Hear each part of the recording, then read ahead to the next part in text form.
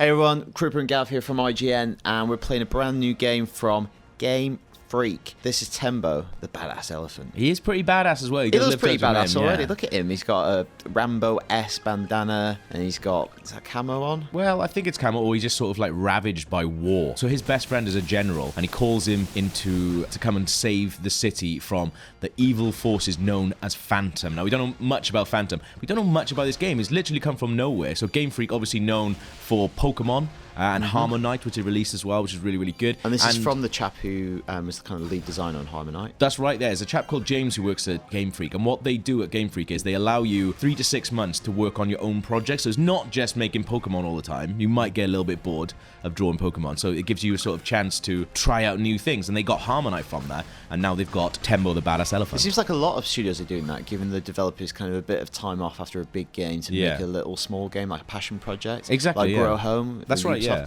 So this looks really pretty. I really like the cartoony style and kind of layered backgrounds. And that's right, yeah. So it's the first time they've ever worked on next gen. So this is coming out on Xbox One, PS4, Mac, and PC. It's not coming out on any Nintendo consoles. So strange. Game Freak have been working with Nintendo pretty much exclusively.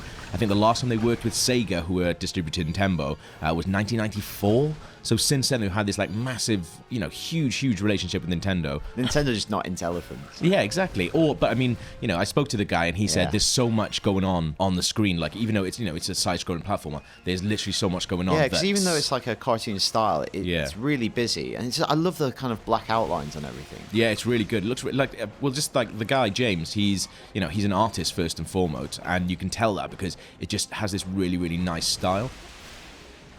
This is a really cool bit here, so you can interact with the environments in really cool ways. So here, I'm gonna knock this thing down, and then you can go up.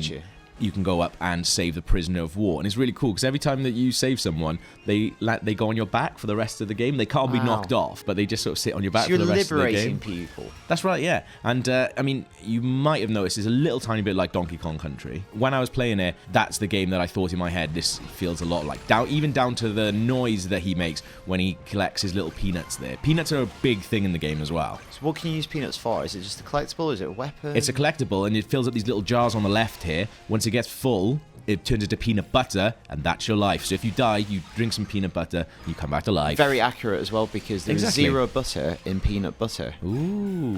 It's actually solidified using the natural oil from the peanuts themselves. Well, there we are. And you can also do other elephant stuff, like he hasn't done anything with his trunk yet, but you get some water, and you can shoot water out to sort of extinguish fires and things. That's really cool. And other than that, you sort of like dash around, you can slide kick, turn into a ball, and just mess things up. But yeah, like look at all the, it's absolutely carnage most of the time, and everything counts towards your little combo as well, which the more obviously combo you can do, the more things that you get. I messed this bit up here and I don't manage to collect the prisoner of war. It's fine, we'll gloss over it. But this is another bit where you can interact with the environment. It's like crazy monkey bowling alley. Yeah. So you can even see the cogs in my head and just like, how does that work? But this is so satisfying when you get stuff like this right. It just takes them all out.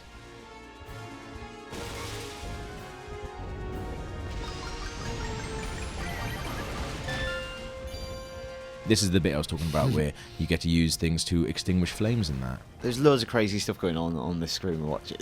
Like yeah. Flying skulls. Exactly. I mean, that's the thing. We don't know that much about Phantom, who are the people that you're sort of going against yet. But there's like some mystical stuff going on with the skulls, and they also inhabit these like crazy robots. I did a boss fight at one point, and that was a robot. They love tanks as well. A bit like Tembo's Hydra. That's right. Yeah. There's so much going on in there. It might not come across in the video, but it's so satisfying to be in control of this like absolute beast of a thing. And he's quite slow, but it never feels. Does he feel quite chunky? Yeah, he feels quite chunky, but it never feels sluggish. Like I don't want to say it's like Halo because it's not like Halo, but like the original Halo, like Master Chief feels like a tank when he's walking around. Tembo feels exactly the same, and it never feels sluggish.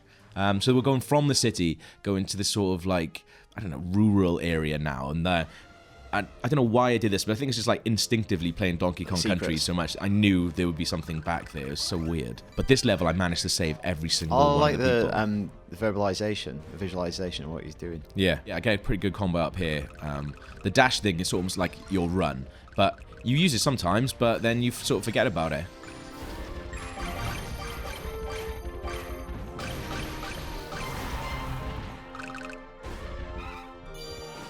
the guy who made it said he's like a huge fan of like mascot era gaming, so he loves like Earthworm Jim and stuff like that. And it really does feel like that, like, because it doesn't feel like we've had like a really good hero who is like a badass in quite a while. It feels like everyone kind of opines for the days of the mascot platformer. Yeah. Like, I don't think there's a week goes by on IGN where like someone doesn't mention like Banjo or even like the second tier ones of Gex and stuff. Yeah. And they've kind of been talked about recently, people at Rare doing their own things. Maybe like the mascot platformer is about to come back. I think so, yeah. I mean, with this, at one point I thought this really would be a home on a Nintendo console, but actually, because, you know, it shares so much with stuff like Donkey Kong, I think it's a really good idea that it's not coming out on that, so it sort of gives the people who haven't experienced that a chance to do it. Yeah, I think like Nintendo have such a strong kind of first-party group of like icons. Like they're not even mascots anymore. No, they have icon platformers. That's right. Yeah, you know, share it about a bit. Yeah.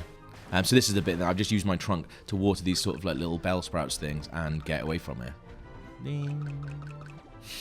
It's quite a departure from Pokemon as well, for Game Freak. You say that, he's in the long grass. No, that is true. And there's actually, so the guy who designed it, he made a couple of Pokemon like Vanillite, Vanillish, and Vanillux. Vanillux is pretty much the most British Pokemon that you can get. It's a double 99 wafer ice cream.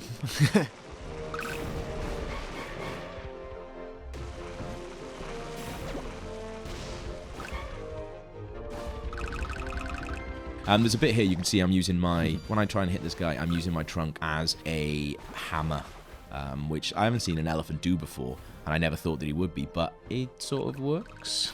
There's lots of sort of different mechanics in that going on.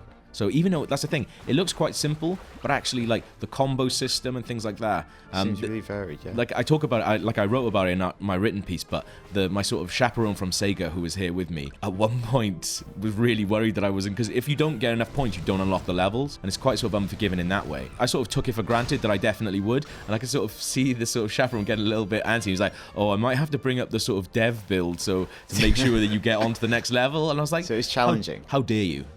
How dare you think that I'm not going to do this and second guess me? I did it by about 4 points, literally. So he was right. He was right to be suspicious. Yes, that's right. Yeah. So this looks awesome. When do we know when it's coming out? Summer.